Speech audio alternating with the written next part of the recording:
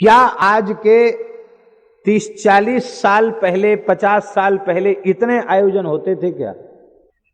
सालों में गांव में कोई एक कथा होती थी, पूरा गांव अपना काम छोड़कर कथा सुनता था।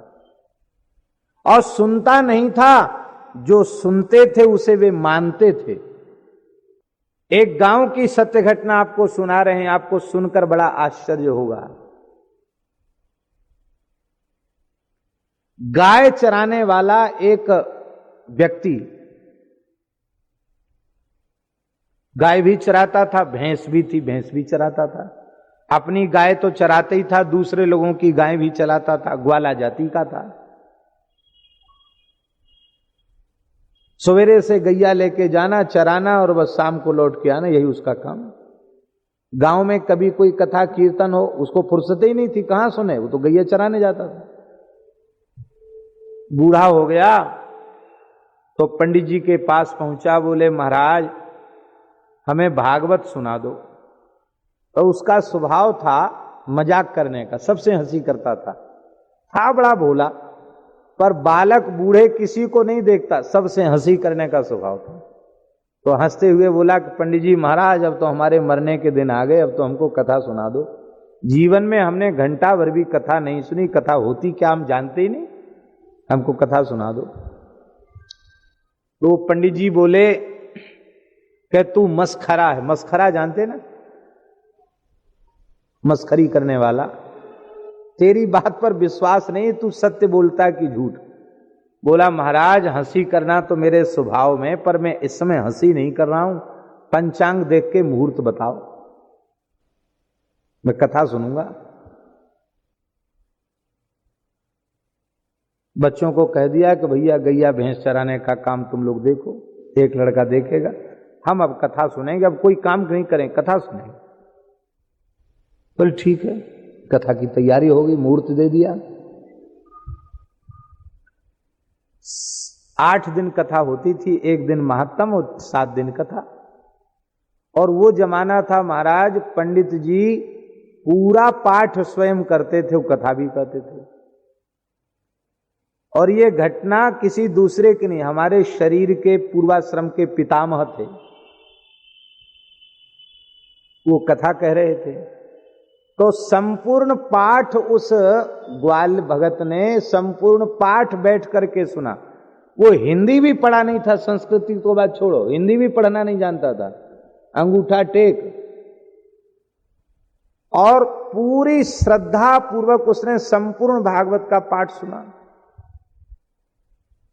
और शाम को कथा, 2 बार कथा होती, एक समय सवेरे पाठ होता।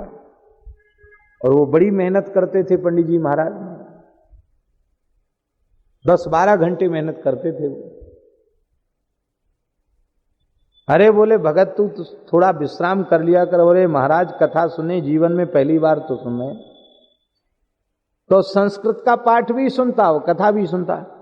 वो खाता क्या, 1 गिलास दूध बस गाय का, कुछ नहीं, केवल 1 गिलास दूध पी करके उसने कथा सुनी।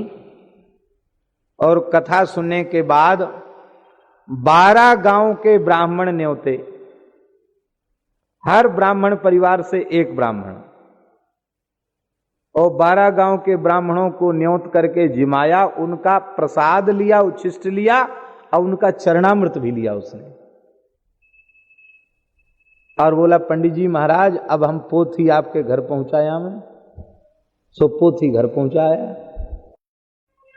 8 दिन में कथा पूरी हुई और 9वें दिन भंडारा हुआ।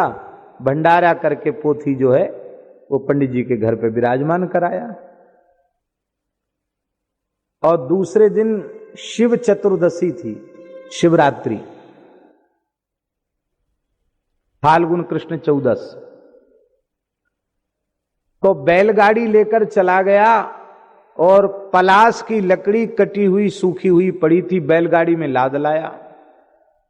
लोगों ने कहा बड़े बूढ़े हो, इतने दिनों से कुछ खाया पिया नहीं, खाली 1 गिलास दूध पर हो, अरे लकड़ी क्यों लाद के लाए?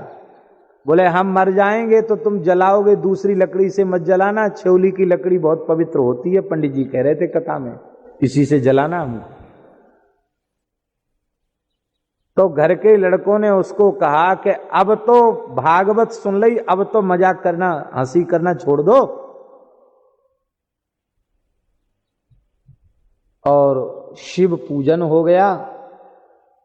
बोले शंकर जी के 4 प्रहर की पूजा हो गई? बोले हाँ हो गई। तो अब हम चले, गंगा जल लाओ, तुलसी जल लाओ, अब हम चले। गंगा जल तुलसी जल लेके शरीर छोड़ दिए। हमने ये घटना कभी कथा में नहीं सुनाई, पहली बार सुना रहे हैं। ये बात इसलिए हम कह रहे हैं, उस बिना पढ़े लिखे भोले भाले ग्रामीण व्यक्ति का एक कथा सुनने से कल्याण हो गया। महाराज जैसे कोई एक योगी विधि पूर्वक देह त्याग करके जाए, इस तरह से कथा सुनकर भंडारा करके अब फिर उसने देह त्याग किया। जब मर गए तब लोगों ने कहा भैया हम लोग तो पहचान ही नहीं पाए, वो तो कोई सामान्य व्यक्ति नहीं था।